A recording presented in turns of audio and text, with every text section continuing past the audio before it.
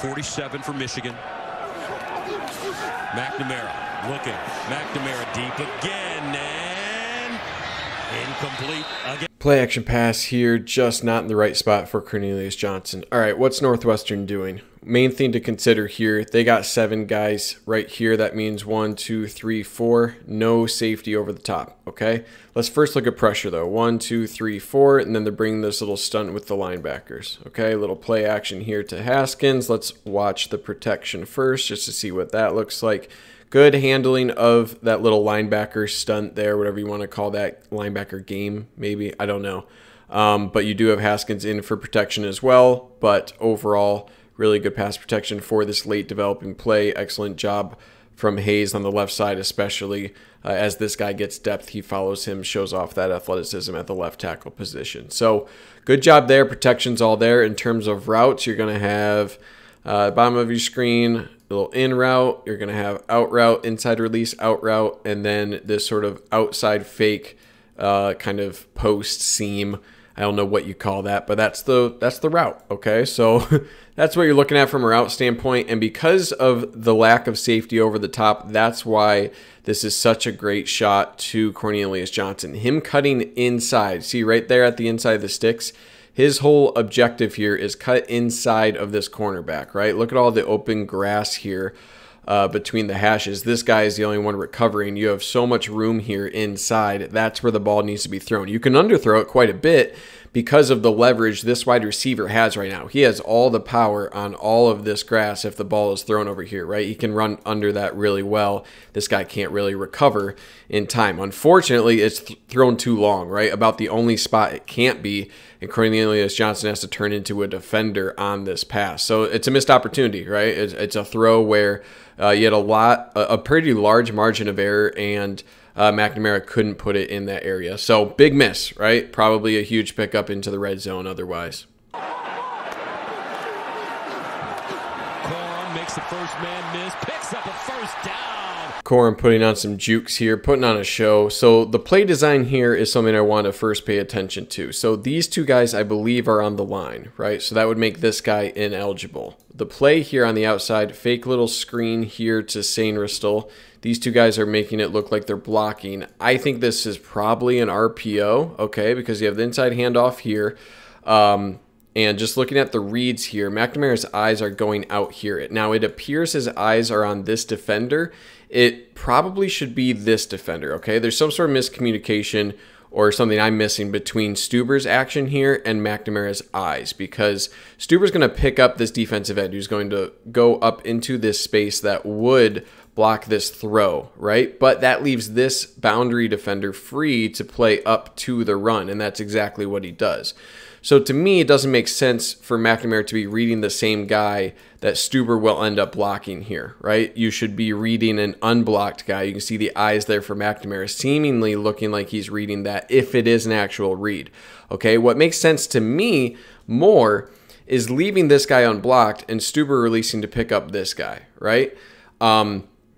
Because then you read this guy. If he comes up field, that's going to block your throw to the screen, but you can hand off here, and now you have all the bodies blocked here for a successful run play with Blake Corum. So that's not what happens, right? Stuber is blocking the guy that is seemingly being read, and now there's a free guy at the line of scrimmage, okay? So I don't understand that really.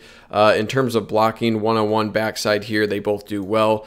Vastardis is going to release to the backside linebacker, and then you have a pull here through the hole for Schoonmaker to pick up these linebackers. All these blocks do really well because this guy isn't red and he's flying up to the line of scrimmage. That's why you have Blake Corum needing to put on the juke right away. He does that because he's Superman and he can do that kind of thing. But yeah, I don't really understand the play design. But Blake Corum makes one man miss. Here's the safety. Good luck to you, sir. You're eating dirt. And down to the 2-yard line. Really great job from Blake Corum. In at quarterback, McCarthy wants to run it. McCarthy with the lane.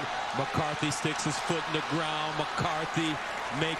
McCarthy showing off those legs here. So this one's interesting. First thing I want you to pay attention to, watch the wide receivers here. They're all running out at routes, and especially at the top of the screen. It seems like they don't understand what the play call here is, or at least that it's going to be a draw here, right? Based on McCarthy's motions here, seems like this is a draw all the way, and there's offensive line and running back movements here. I think that also give some weight to that. So the wide receivers look like they're running a route and look a little bit confused as to what to do, right? They're not setting up blocks off the line of scrimmage here.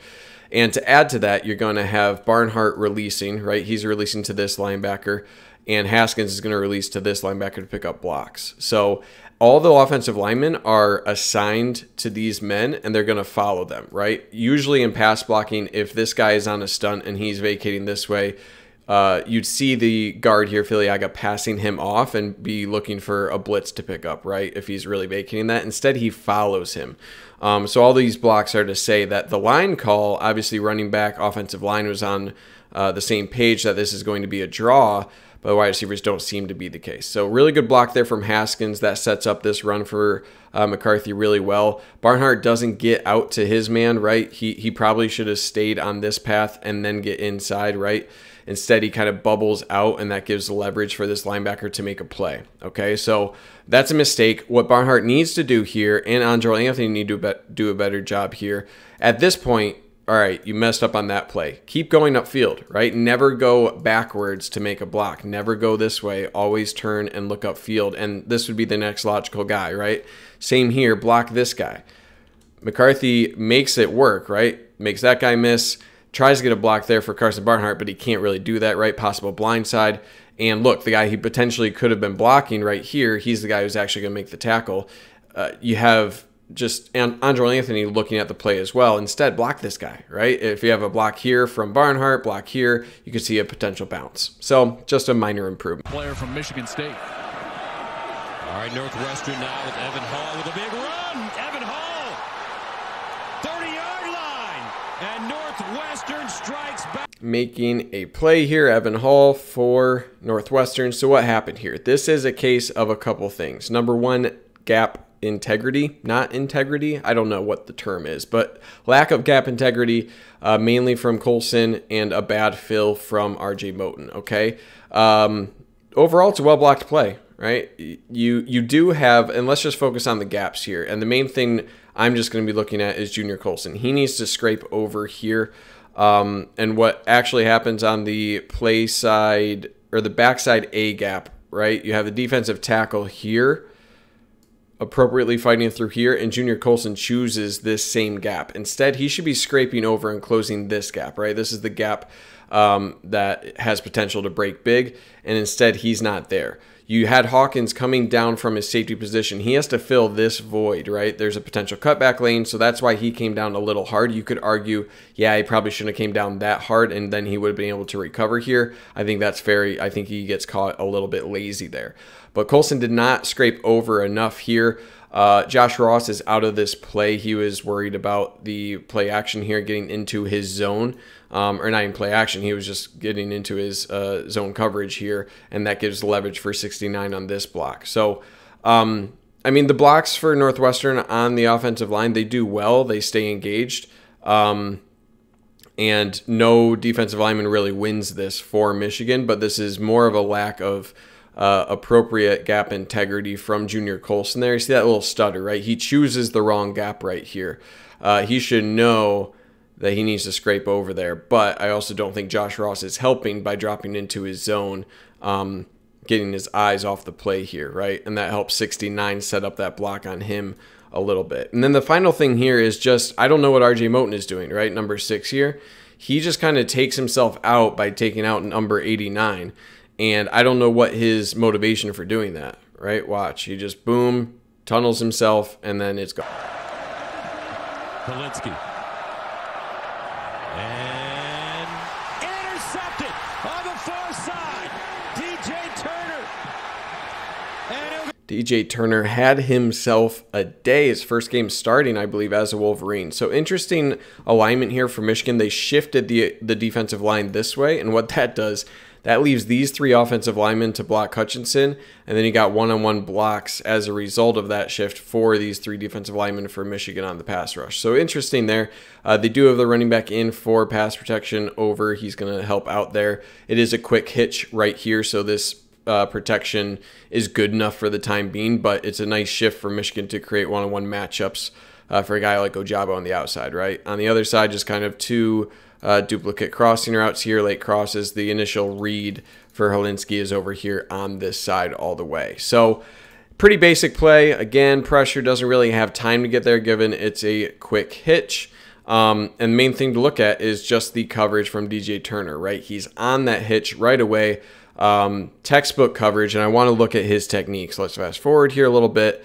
So his technique here, I believe I had in the last film analysis about the punch with the left arm. He's punching with his inside arm here, and this helps aid his hips to turn, right? If you're punching with your right arm, you can't turn your hips in this direction as easily. So he does a good job making contact here, staying engaged with the wide receiver. When that wide receiver is now trying to push off, that gives the cue for Turner to say, okay, now I can turn my eyes back, react to this play. He gets his hand between the arms there, the wide receiver, right? Really well timed. You can't really time it any better than that. Boom. Gets his hand between that, and that's just an opportunity, right? At this point, it's a free ball. So everything he did up until this point gave himself the opportunity to be this close to the wide receiver, time it really well to put his hand between the arms of the wide receiver, and then tip the ball to himself. Great hand-eye coordination, pulls it in, and a really good return as well. So he's really flashing at a great time where Michigan, could use some solid cornerbacks against Michigan State. So this is great to see.